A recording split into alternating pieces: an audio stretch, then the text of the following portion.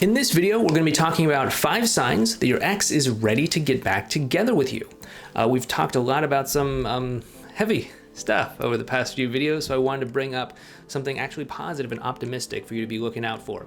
But first, once again, my name is Clay with ModernLove.life, where we help you get the great loving relationship that you are looking for without having to play mind games, without having to play hard to get, and without having to pretend to be someone or something that you are not, because you, of course, deserve to be loved for the unique, amazing, and wonderful person that you are.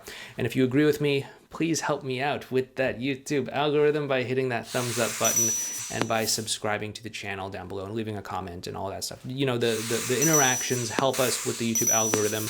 When you interact more with this video by, pushing thumbs up buttons and commenting and subscribing and all that stuff, it says to YouTube, hey, this is a pretty good video. We should show it to some more people. So if you want to help me out, if you find some value from these videos, hit the thumbs up button and maybe other buttons too. We've talked a lot about some heavy stuff over the past few videos, so I wanted to talk about some positive things as well, because there can be a lot of problems that come up when you're trying to get back together with your ex or save your relationship, but I want to offer some optimism as well, because it's not all bad, right? People go out there and have these great interactions with their exes. They have these great experiences. I've had lots of clients who have actually gotten back together. They've sent me photos of their wedding. They've sent me updates about like how it's been great to, spend things like, lockdown periods with someone that they love rather than spending it all alone wherever they might be living. All sorts of stuff like that. So let's go ahead and talk about some of these positive things. The first one is that they talk about a future with you in it. Not just any future, though. I mean, obviously, if they talk about any future, that's a good sign. If it's something like, oh, yeah, when the world opens back up again, maybe we can go and do this thing or go on a trip to this place or something like that. Yeah, that totally makes sense. But what's even better is if they talk about having a better future together with you, a future that's better because the two of you are together, right? Like, oh yeah, it'd be so great if we could, start doing this sort of thing in the future. Or, when we're able to do that, I've always wanted to be able to buy a house and live by the sea or something like that, right?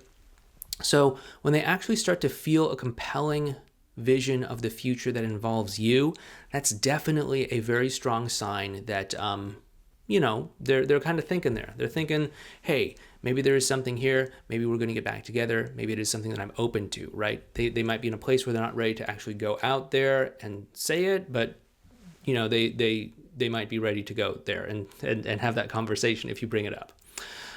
The second sign is if the two of you have mostly positive interactions that bring the two of you closer together, right? Now, obviously, if you're in any kind of relationship, there's going to be some disagreements from time to time, right? It's a fairy tale if anyone tells you otherwise.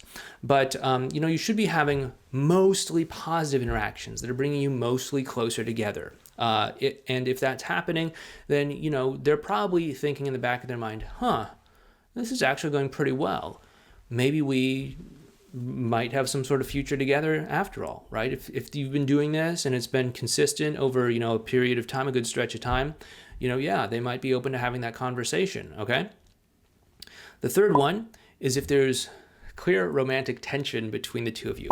This can include things like flirting or things beyond flirting. Let's leave this family friendly. We never know who might be in the room when you're watching this. If there's clear romantic tension between the two of you, and the two of you are having good positive interactions, and the two of you are creating a good future together and a compelling future, and planning future with each other in it, then there's definitely something here. That's why it's important to actually kind of test these romantic tensions between the two of you from time to time. Not because we're necessarily trying to stay out of the friend zone, we've talked about that before in the past, but because we're just trying to feel out the corners of that room to kind of know where your ex might be at. And if they're at the point where they're like okay with flirting and they're okay with romantic things happening between the two of you, there's probably a very good chance that they're probably okay to take that next step and get back together with you. So definitely be on the lookout for that. Definitely also, be willing to step outside of your comfort zone and flirt with them a little bit if that's something that's not already happening, or do something to kind of push that envelope a little bit further than maybe feels like it's in your comfort zone. Obviously, stay within your values. Like if you don't feel comfortable, sleeping with them outside of a certain degree of commitment, don't do it. But push that envelope a little bit to kind of see where they're at. If you get a little bit of pushback or resistance from them, okay, that's going to give you some information in terms of what you might need to focus on. But if they totally take it and they're accepting of it and they're welcoming it in, then hey, great, cool. You just found a fun new way to interact with one another, right? The fourth thing that you might want to look out for is that they notice and genuinely believe that you have made some real changes, or that there are some real changes in general, right?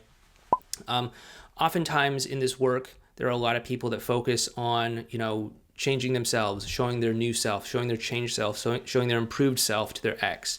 But I don't really like to think of it that way, at least not these days, because I think that sometimes people put a little bit too much pressure on themselves to constantly change, to constantly be better, to constantly do all of this stuff for their ex. Maybe they need to do that. Maybe they absolutely need to do that. That's totally fine.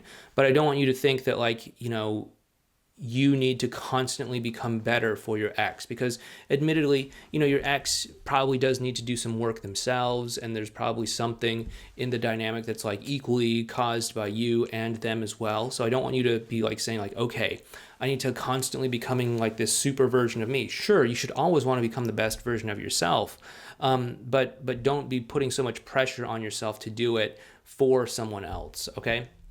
But that's a little bit of a side tangent. What I really wanted to say here was if your ex sees that there's been a genuine change in how you're relating to one another and interacting with one another, and that it's been an improvement, and that they really believe that this is a legit, real change, it's not just a good stretch, it's not just you on your best behavior, it's not just some gimmick that you learned online or something like that, but it's real legitimate change and an improvement, then they're probably thinking and if this improvement is directly related to why the two of you broke up, then they're probably thinking oh wow, maybe we might want to think about getting back together, okay?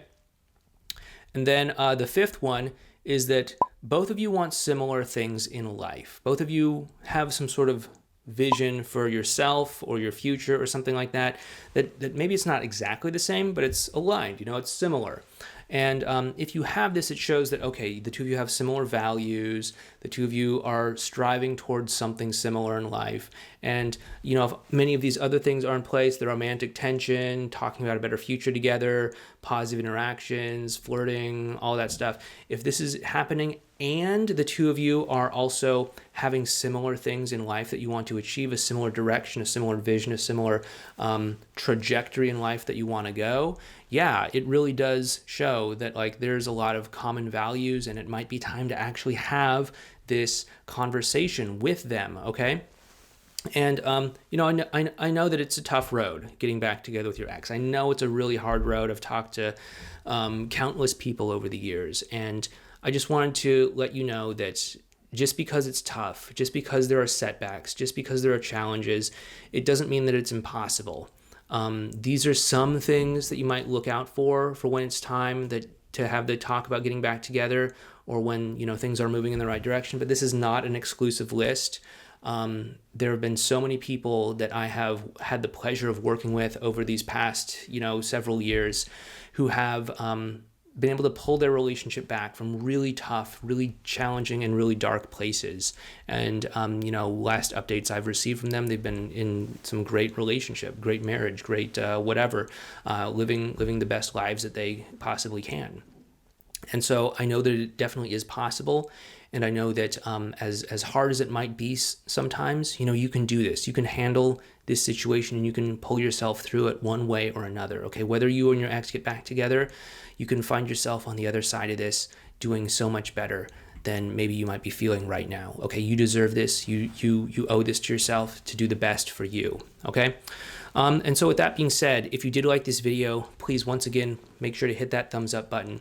And if you do think that you and your ex might be in a place where you're ready to have that conversation about getting back together, we talk about it in the X Solution program, but if you're in the place to have that conversation, you're probably best to just sign up with Connect and Commit. It's a little bit of a lower price point, and it does give you that commitment collaboration conversation that you can just go ahead and have. And if the two of you are on the same team and you're connecting well and all that stuff, just go ahead and follow that outline, and suddenly you're talking about getting back together, right? And that's always a good thing.